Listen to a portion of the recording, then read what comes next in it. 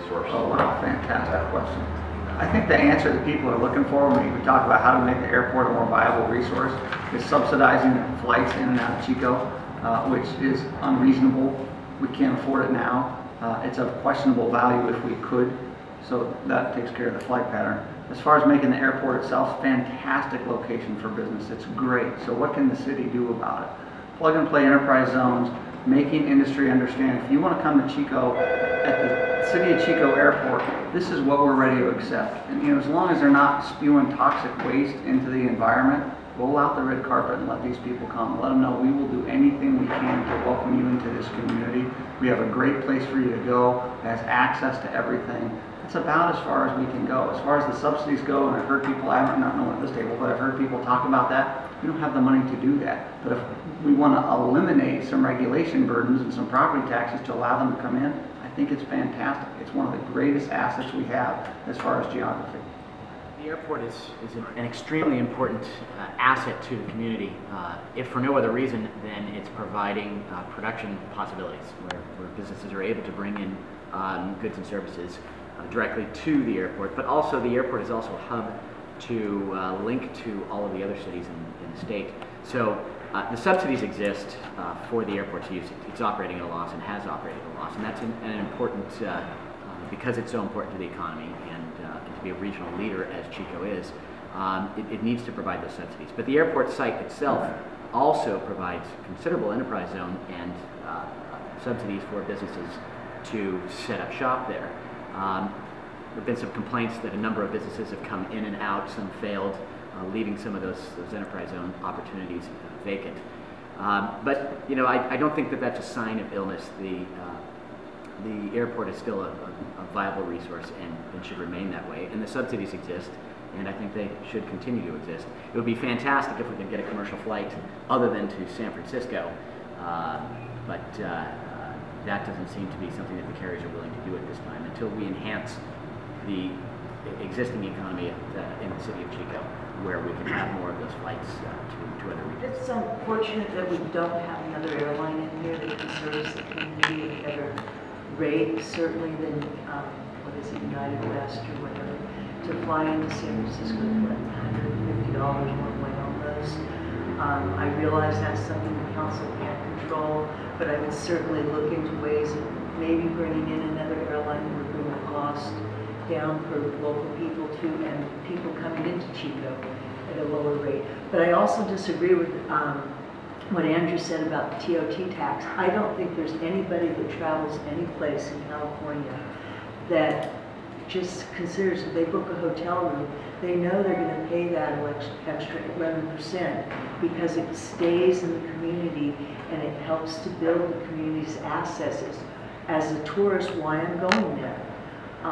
I don't even think about that. I think that, yes, there's a lot of vacant buildings out there, but with time, and if we work certainly with the university, as far as the computer department, bringing in cleaning software businesses, high-tech businesses, I think it's a very viable asset that we have, and we need to, as a city, do our best to try and promote it as a place where businesses can locate. Dave's right, because Chico is blessed not to be on a major highway, I feel, because we don't get that truck traffic, and so we have to utilize those resources that we have. I think the airport's a fantastic resource for the city. I think a lot of the problem there comes back to the same principles, and it's the ones that you'll feel the tension with here between two different views of what we've done. Whereas some of us around the table want to see the UUT, the utility users tax, expanded. Some of us around the table want to see the TOT expanded. Like myself, I think those are actually exactly what's harming our local economy. So in looking at it and talking to businesses on a regular basis, I promote the Home and Garden Show here in town. And when I'm out talking to various contractors or whoever it might be, they have a problem in terms of getting permits processed through the city. They encounter headaches, they encounter bureaucracy at its best. Additionally, a lot of these companies have local employees and they're choosing to move out of town because they cannot get the business done in the city of Chico. They're worried about what the future brings for them, what the future holds. So when it comes to, for example, the utility users tax, this is a prime example, and a lot of companies out there are talking about it. You have companies with $600 to $700 cell phone bills. I realize that we charge this amount, most of those companies charge this amount now.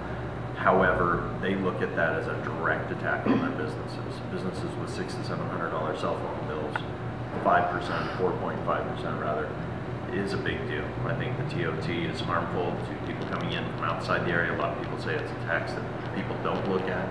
I can tell you, for example, when I book hotels anywhere, it is a tax that people feel and hinders them from coming. So there's a lot we can do to be a lot more business friendly in this town, and we need to do it. So. We're going to get to this where everybody's going to say the same thing.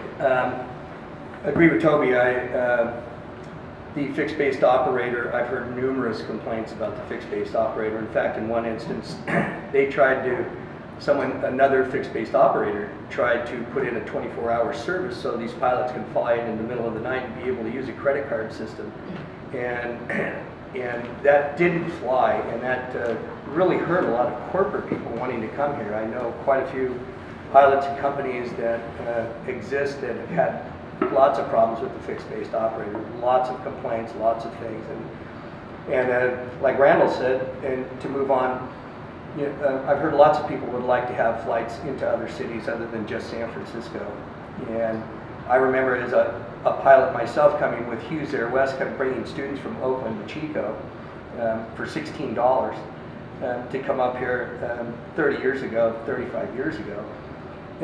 Right now, going to other locations, whether it be Las Vegas or Reno or especially Los Angeles, I know a lot of people would like to have a direct flight to Los Angeles instead of having to drive down to Sacramento, be able to catch a plane, or the hookups are kind of hard out of San Francisco sometimes. Being a real estate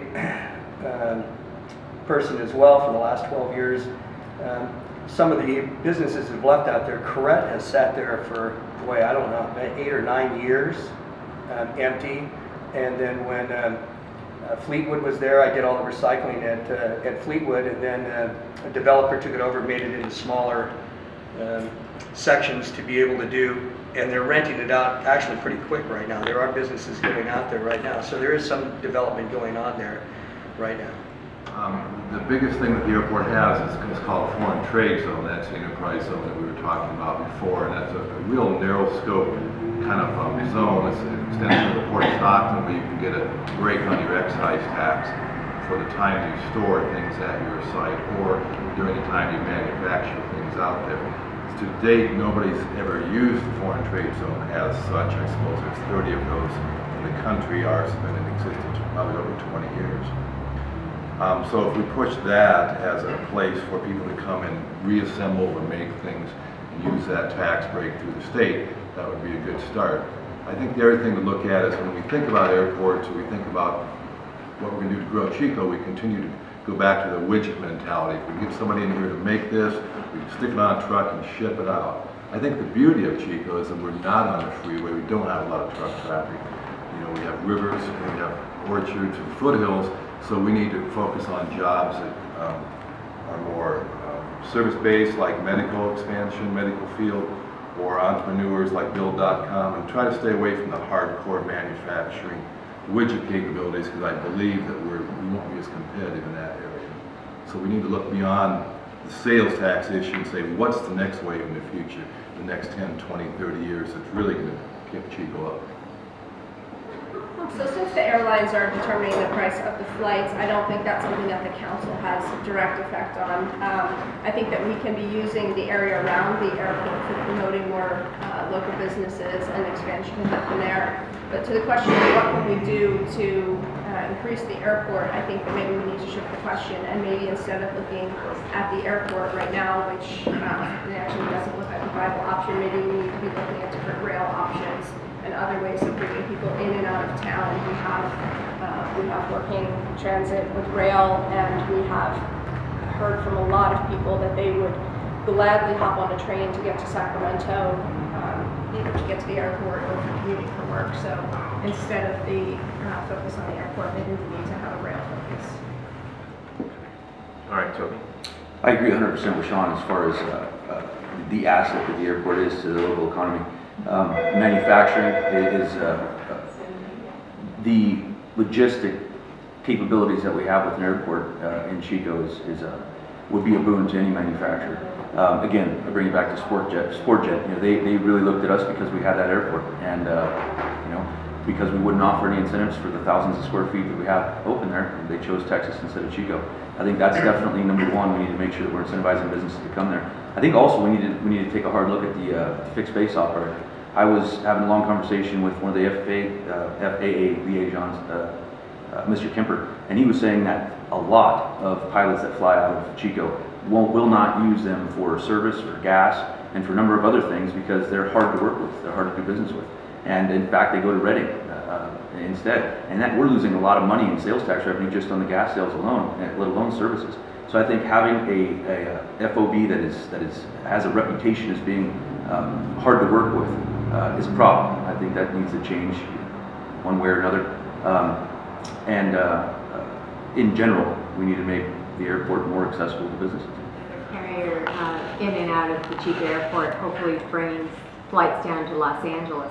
But the truth of the matter is that our airport is too close to our community. If our the folks who had built the airport had built it 15 miles away north from us, then we probably could have had another carrier. But we're 90 miles away from the Sacramento airport, and we have tried we have applied for grants to give incentives to other airlines to come to us, but because of that physical distance, we don't qualify for that.